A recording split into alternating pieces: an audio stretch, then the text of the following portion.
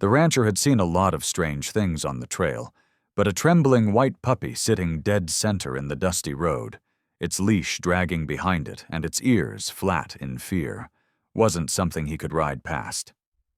His horse came to a stop on its own, hooves kicking a soft cloud of dust around them. The puppy didn't move. It didn't bark.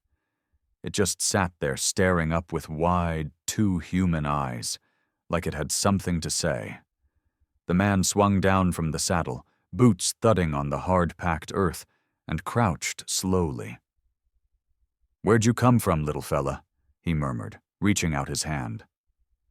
The moment his fingers brushed the pup's fur, a whisper carried on the wind, high, shaking, close.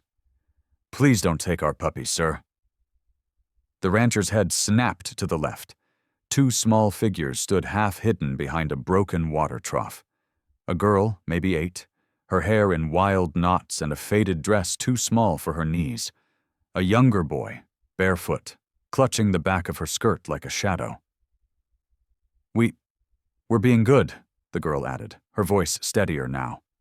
"We promise, we can't let go of him yet." The puppy had already turned around, trotting confidently toward them.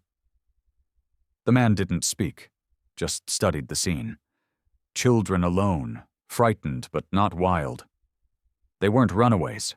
They were waiting. "Where's your mama?" he asked gently, taking a step closer. The girl's bottom lip trembled. The boy turned his face away. "She's still inside," the girl whispered. The rancher looked toward the rundown shack just off the trail, sagging at one end, like it had taken a beating. No light in the windows, no smoke from the chimney. The front door was slightly ajar, crooked on its hinges. "Is she hurt?" he asked, already moving toward it. "Please don't go in, sir," the boy said suddenly. The girl turned and pressed her palm over his mouth. "Shh, he's trying to help." The man's boots crunched over gravel and dried leaves as he neared the porch. Something in the air changed. Stillness. Wait. He pushed the door gently with his fingertips, the hinges whining, and stepped halfway inside. Then stopped cold. Whatever breath he had left caught in his throat. His hand lowered instinctively to the pistol at his side, not to draw, but to anchor himself. Because lying on the floor, curled up in a nest of blankets, was a woman. Skin pale, lips cracked, hair matted with sweat. One arm protectively curled around a bundle. Her eyes were open. She was looking at him. And beside her, laid across her legs, was a blood-soaked cloth. The rancher's voice, when it finally came, was hoarse. "How long's she been like this?" The girl's answer floated in behind him. "Since last night, when the other man left." He turned to look at the children. They hadn't moved. The boy was holding the puppy again, whispering something into its fur. The girl stood straight, proud somehow, like she was guarding a queen. "What's her name?" he asked. "Delaney," the girl said, "but we just call her Mama." The rancher stood frozen in the doorway, wind curling around him like a whisper from fate. He didn't know yet what to do, but he knew he wasn't leaving. Not yet. Not with what he'd seen. By sunrise, the rancher had done what he could. He carried Delaney, feverish and barely breathing, to the only bed in the shack, cleaned the blood from her legs with water warmed over a weak fire, and used strips of flour sack as bandages. The baby girl swaddled in her arms hadn't cried once, just stared with eyes too old for her hours. He didn't ask questions. Not yet. Questions could come later, after heat, after water, after stillness. The children hadn't slept. The girl, whose name was Nell, sat beside her mother with a wet cloth and watched every movement like it might be the last. The boy, Wade, kept one hand on the puppy, the other clenched in a fist over his chest. "He didn't mean to hurt her," Wade said at one point, his voice so soft it nearly vanished. The rancher didn't ask who he was. He had a guess. By the time Delaney stirred, the sun was pushing gold through the cracks in the walls. Her lips parted. "Where?" "You're safe," the rancher said. He didn't say his name, didn't feel like it was his place yet. She blinked slowly. "The children?" "Right here." Nell leaned over, pressing the cloth gently to her mother's temple. "Mama, we stayed. We didn't run." Delaney's eyes filled. Her hand moved like it wanted to reach for them, but her body couldn't follow. The rancher stood quietly and stepped outside. The sun was up now, burning the frost off the grass, and he needed air. He walked the perimeter of the cabin. An old washtub full of weeds, a rusted shovel, a pile of burned wood beside a collapsed lean-to. That's when he saw it. A thin parcel, water-stained, half-buried beneath a loose floorboard on the porch. He pulled it free. A folded wool blanket, finer than anything in the house, and wrapped inside, a letter. He turned it over. No name, no seal, just 4 words, scrawled in hurried script. "If I don't return." He unfolded it. The writing was smudged in places, but the words punched through anyway. "To whoever finds this, if you're reading it, I probably didn't make it. My name's Everett Hanlon. I bought land out here thinking I'd start over. Met a woman, Delaney. She had 2 kids, no ring, but more grit than most men I've known. She's carrying my child now. If I'm gone, it wasn't by choice. Someone's watching. There's gold under the house. I was dumb enough to brag. Don't let them take what's hers." The rancher stood still for a long time, let her limp in his hand. Gold. Children. A man who never returned. He glanced back toward the cabin, the girl's face in the window, the dog's ears perking at his gaze, and something inside him shifted. Not pity, not anger. Something heavier. Like responsibility. Like truth. He tucked the letter into his coat. He'd just stopped to help a dog in the road. But somehow, without warning, he'd stepped into someone else's war. And the enemy, whoever they were, already knew where to knock. She arrived just after noon. A black carriage with polished wheels and a driver in a red vest creaked up the ridge and stopped 20 feet from the cabin. The horses didn't stir. Neither did the woman inside. The rancher saw her through the cracked glass, straight-backed, hat pulled low, silver brooch at her throat. When she stepped out, even the wind seemed to hesitate. She was tall, mid-40s perhaps, with skin like porcelain and hair twisted into a flawless coil. No dust touched her boots. Her eyes swept the land like it belonged to her. And maybe it did. "I was told there was trouble here," she said. Her voice was smooth but cold, like a blade just pulled from snow. The rancher didn't answer. He stood near the porch, blocking the door with his body. Her gaze flicked to the window, where Nell's face had vanished, then to the blanket-wrapped baby barely visible through the open crack. "My name is Widow Temperance Dreelan," she said. "I've purchased this property." The rancher said nothing. She waited a beat, then added, "And everything on it." He let the silence stretch. She looked past him, down at the porch wood warped by sun and rain. "Everett Hanlon owed me gold. A debt's a debt." She reached into her coat and pulled out a folded sheet, land papers, thick and stamped in red. She held them out. He didn't take them.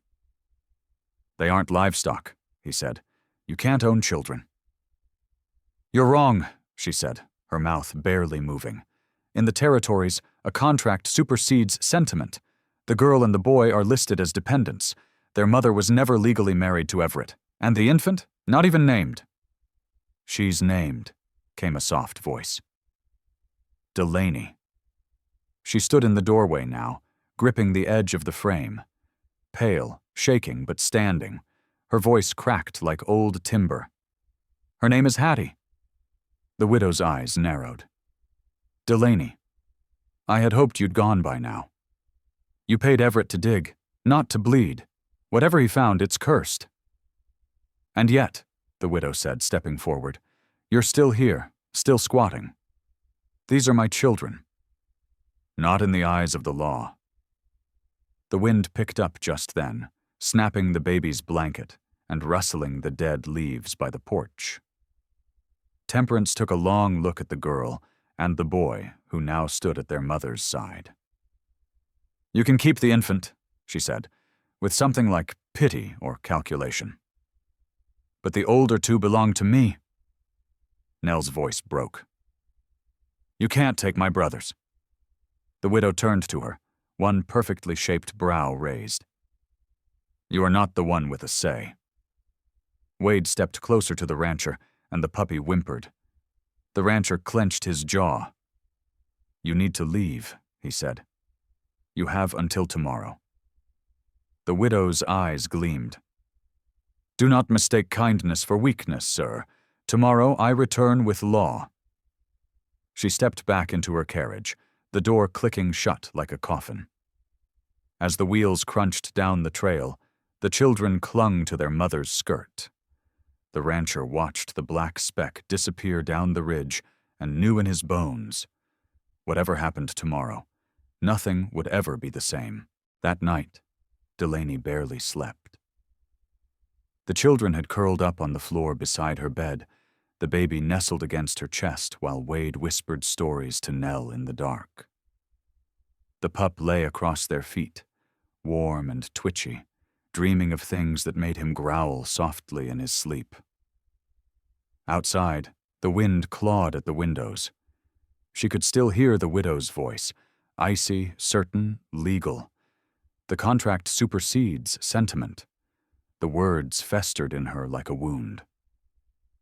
At dawn, the rancher knocked once and stepped inside with a piece of yellowed paper folded into quarters.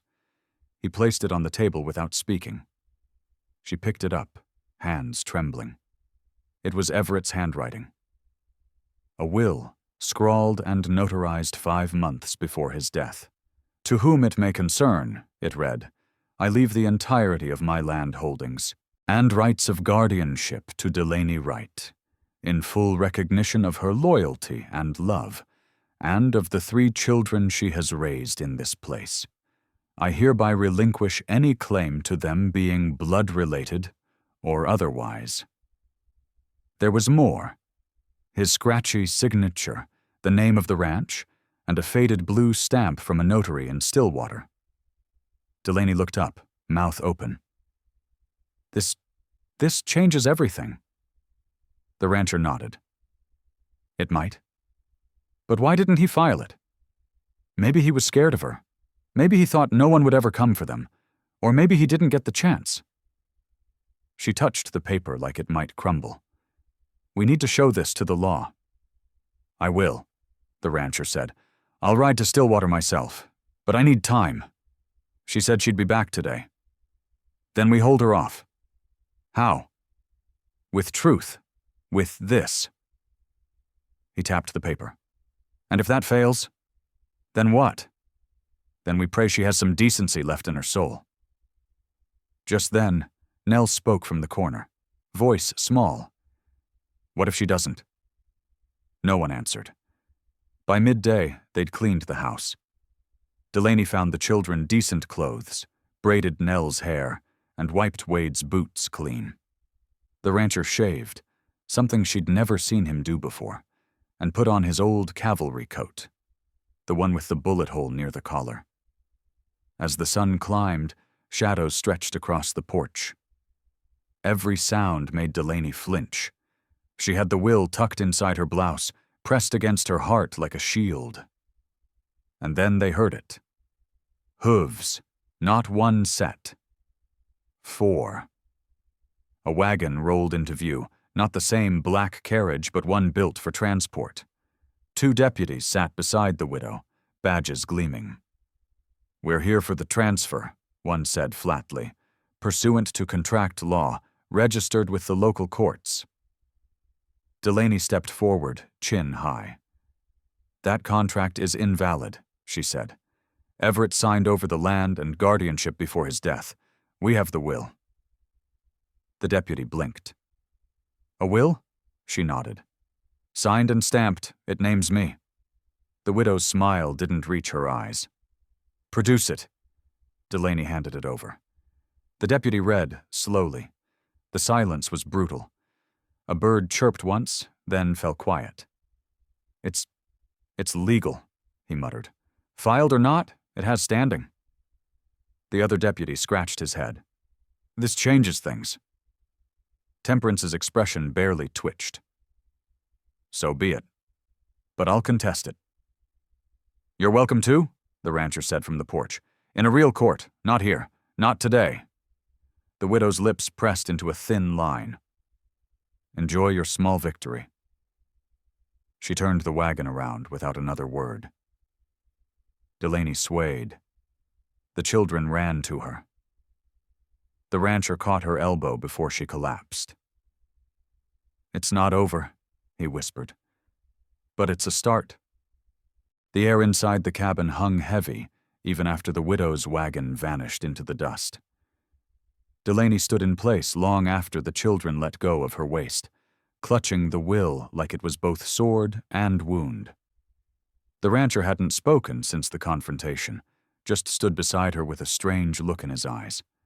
Part victory, part regret. You did it, he finally said. No, Delaney answered softly. Everett did. He gave me something when he died. Something I never asked for. The ranch? She shook her head. My name. The rancher frowned, confused. Delaney Wright was the name he wrote. I never had a name before that. Not one that mattered. I wasn't born into anything. No kin, no papers. When I showed up at the ranch, I didn't even know how old I was. He gave me his surname without saying it out loud. But in writing it there, he claimed me. The rancher swallowed hard. Seems he gave you more than land, then. She blinked back sudden tears. I think maybe he loved me, quietly, kindly, not like a man loves a woman, but like a soul tries to make something right. Just then, Wade walked in with a strange look on his freckled face. Miss Delaney, the dog found something.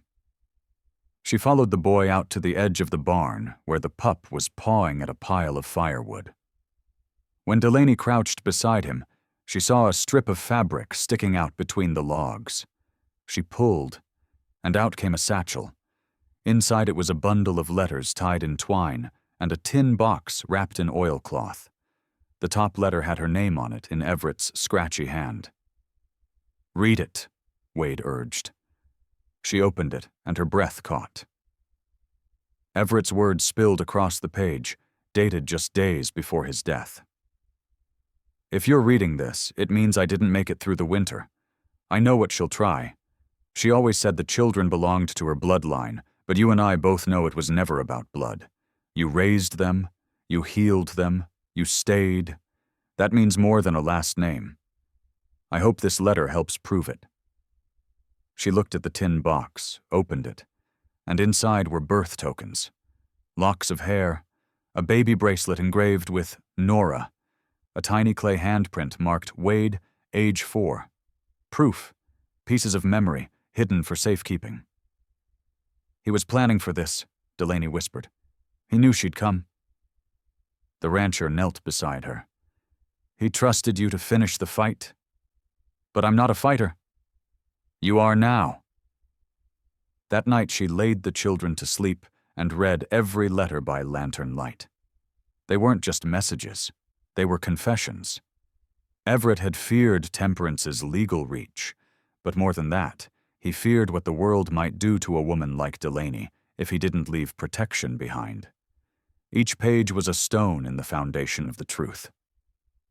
The next morning, as she stood watching the sunrise over the hills, the rancher brought her a piece of wood freshly carved.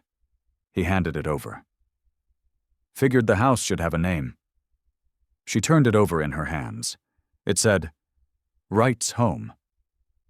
For a moment she couldn't speak. Then she nodded. That's what it is. And they nailed it to the porch together, just as the first wind of spring stirred the grass. Delaney was washing Wade's scraped knee by the well when the sound of wheels on gravel twisted her stomach. She looked up. A black carriage with gold trim rolled up the ranch path, dust trailing like a shadow of judgment. And behind the reins, cold and stiff as ever, sat Temperance. But she wasn't alone. A tall, grim-faced man in a brown coat and spectacles stepped out with her. The rancher came to Delaney's side before she could even call. "That's a judge," he said. "Circuit man. Can't believe she pulled one all the way out here." Delaney whispered, "I can. She's rich. She's desperate." Temperance didn't waste a second. "Mr. Judge, there she is, the girl I spoke of. The one unlawfully in possession of property and minors not hers by law or blood." Delaney stepped forward, heart hammering. "I have the will." "We'll see it," the judge replied calmly, already pulling a stack of papers from his briefcase. "I'll see both your claims. Miss Wright, present your evidence." Delaney handed over the documents. The judge read silently for a long while as the children stood clustered behind her, peeking out from the porch rail. He muttered. "The will is valid, witnessed and notarized. Mr. Everett clearly intended the ranch to pass to Miss Delaney Wright, who he referred to as caretaker and guardian." Temperance cut in, sharp and practiced. "But there's no blood connection, and no formal adoption of the children. The will is hearsay at best when it comes to custody." "I also have letters," Delaney said. She reached into the satchel and pulled out Everett's handwritten pages, the birth keepsakes, the tokens. "These are more than words. They're proof of intent, proof of memory. Of bond." The judge took the letters, brows furrowed. The rancher watched every move, silent but deadly still. Temperance hissed, "I'll bring doctors, witnesses, show how underfed they were. I can buy better testimony." "Ma'am," the judge warned, "you'll let me do my job." He read one letter slowly aloud. "To Delaney, should you ever have to fight for them, I hope this reminds someone what kind of mother you are. You may not have carried them, but you carried their pain." The children were dead quiet. Even Nora clung to Delaney's skirt, wide-eyed. "Let's hear from them," the judge said finally. "One at a time." Delaney crouched and kissed Wade's temple. "Just tell the truth, baby." Wade walked up to the judge, dirt still on his cheek. "We want her, not her," he pointed at Temperance. "She don't even know our birthdays." The judge's brow lifted. "And you, miss?" Nora stepped up, whispering. "Delaney sings to me when my legs hurt. She makes the porridge right." "And the others?" The other two nodded fast, hiding behind each other. "She loves us like it's easy," the smallest boy said. That was the moment the judge looked up and saw it. Not law, but truth. This isn't about blood. It's about bond. Temperance stepped forward with a pouch of coins. "Whatever price she wants, double it." The rancher stepped in, voice like thunder. "No one's buying these kids." Delaney's eyes burned. "Or me." The judge straightened. "Then this hearing is over. The ranch stands in her name, and the children stay under her care, pending full guardianship, which I will support in court." Temperance's face collapsed. "You'll regret this," she spat. "No," Delaney said quietly. "I regret ever letting you near them." The carriage left in silence. The judge tipped his hat and left a card. And as the sun dropped low, Delaney picked up Wade and said, "We're safe now, baby." But in her heart, she knew it wasn't over. Not until the court papers were signed. Still, they had something now they didn't before. A win, a chance, a name, a home. Delaney woke to a sound she couldn't name. Not an owl, not wind, but the subtle snap of wood, as if someone had stepped wrong on the porch. She sat up in the dark, her heart already racing. The children were safe in their bunks, the rancher asleep just across the hall. She slipped on her boots, took Everett's satchel from beneath the bed, and checked inside. The letters. The will. The deed. Still there. But unease crawled up her spine like a cold wind.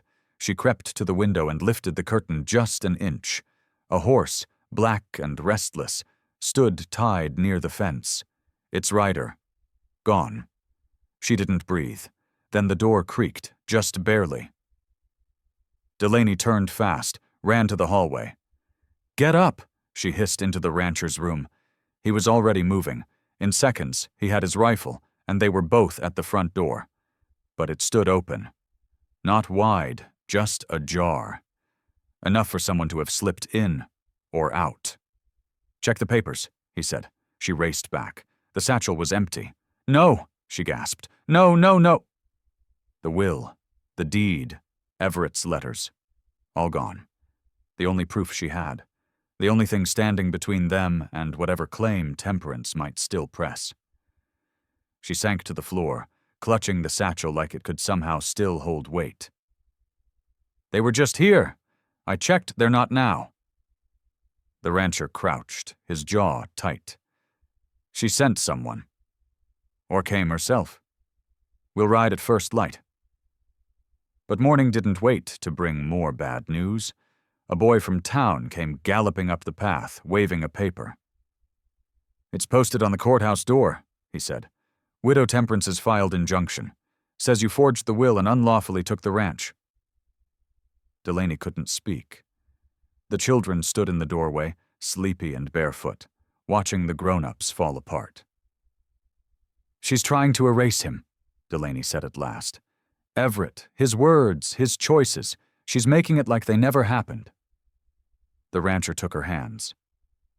"Then we'll make him heard again, even without the papers." "How?" she whispered. "I don't even know what court she bribed or what judge she's paying." "We'll go to someone higher, a real court, with real law. And no money," Delaney added bitterly. "She has gold. We have goats." But she stood, and that counted for something. That evening, as the rancher prepared the horses, Delaney gathered the children and told them the truth. The papers were gone, the fight would get harder, and she might lose. Nora asked quietly, "But we'll stay with you, right?" Delaney knelt. "I'll try. With everything in me, I'll try." "You're still our mama," Wade said, putting his small hand in hers. "Even if the paper's gone." That night, she didn't sleep. Instead, she rewrote everything she could remember from Everett's letters, word for word, by lantern light. She dug up every old photograph, every childhood drawing, every scrap of memory the children had made in their time with him.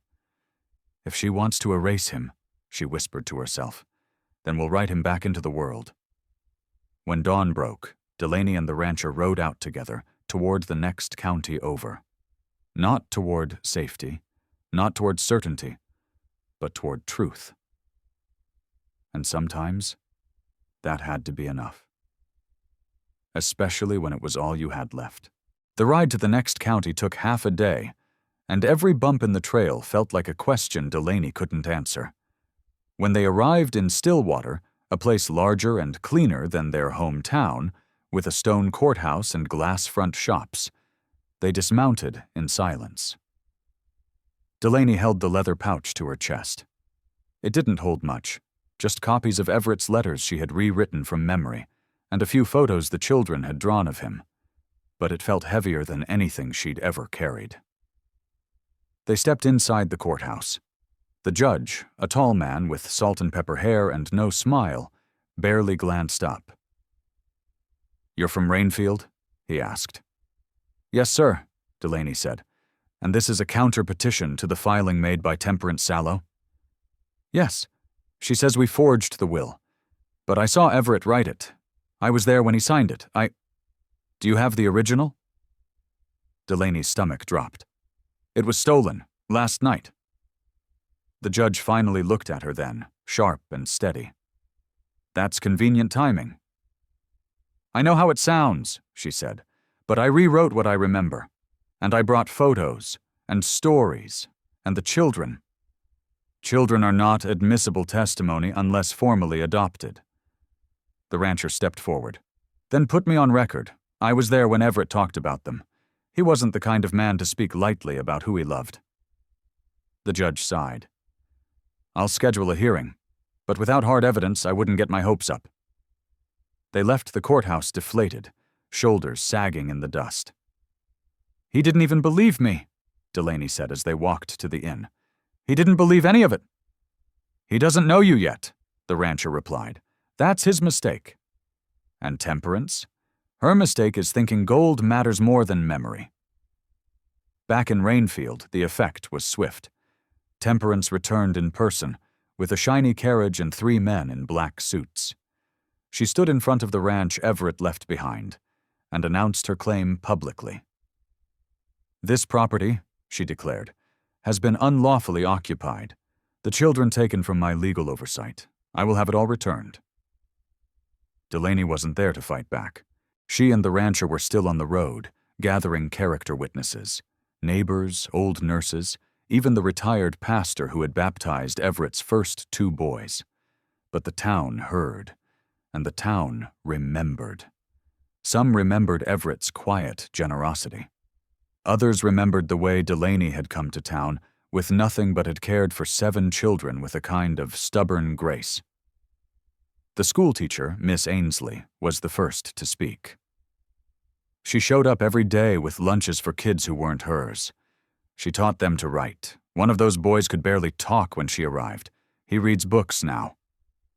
The grocer chimed in. She never once asked for a discount, not even when her boots had holes and she only had coins.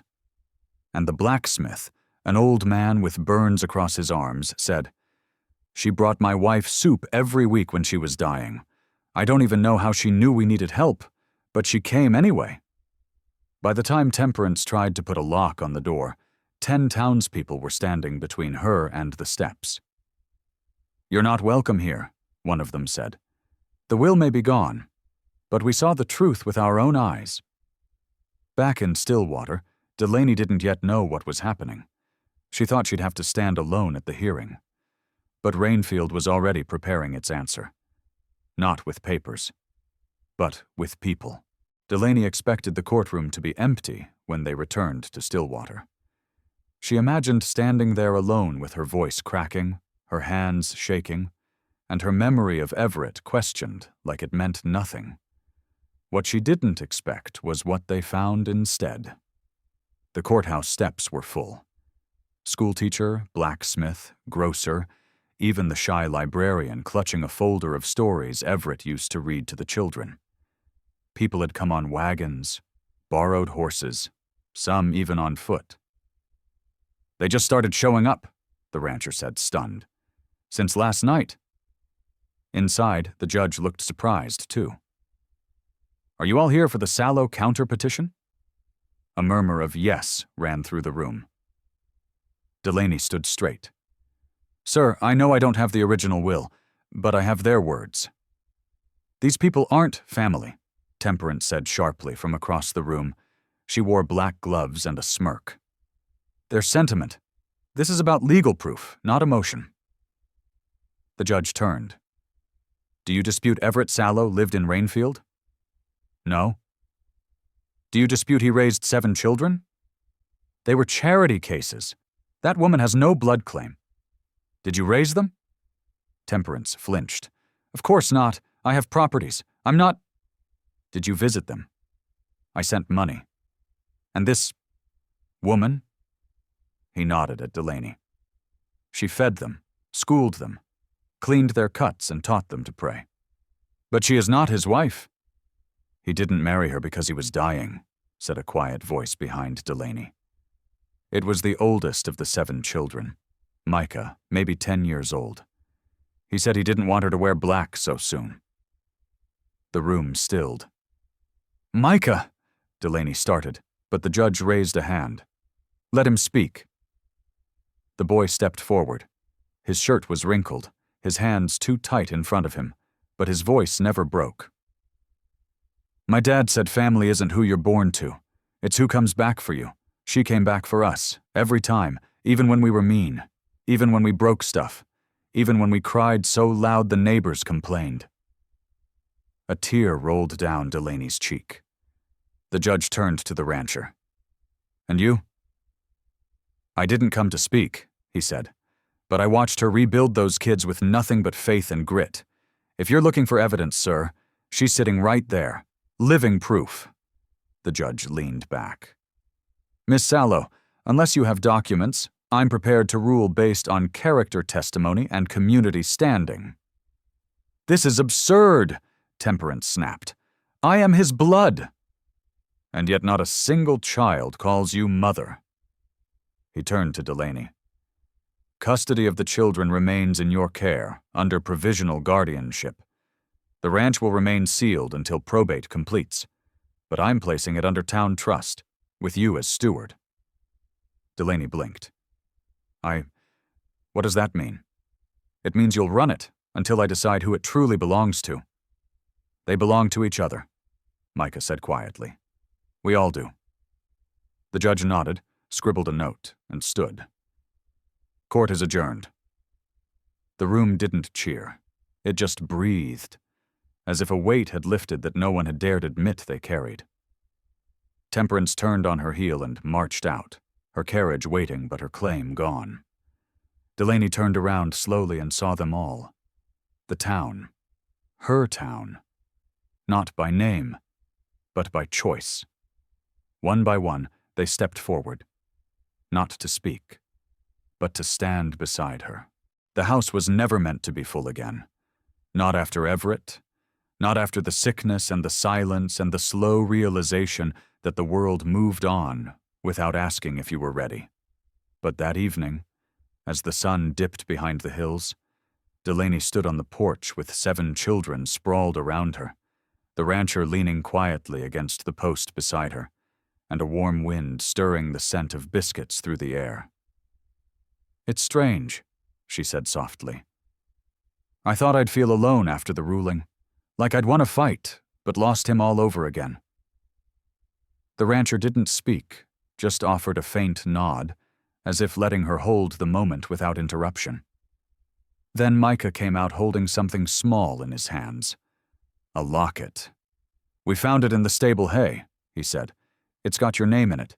And as Delaney took it slowly, the metal warm from his touch. Inside was the photo she hadn't seen in years.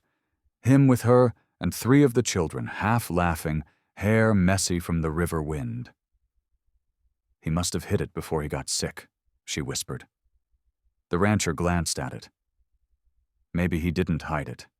Maybe he just left it where it belonged. With the place. With you. She stared out at the field. The boys were chasing each other with sticks. The youngest girl, Willa, sat braiding a chicken feather into her hair. There was laughter again. Not all the time, but enough to know the echo of grief didn't own the place anymore. That night, after dishes were done and everyone had gone to sleep in beds that once felt temporary but now carried stories of their own, Delaney walked into Everett's old study. She hadn't touched the desk in months, but tonight she pulled open the drawer and found the journal. His last entries were messy, the ink shaking, but the words clear. If she ever doubts, tell her the ranch was hers in all the ways that mattered. I only built the walls. She built the family. Her throat closed, her knees bent, and the sobs came, not like a storm, but like rain that knows it's allowed to fall. When she came back to the porch, the rancher was still there, still leaning, still watching the horizon like it might yield something new.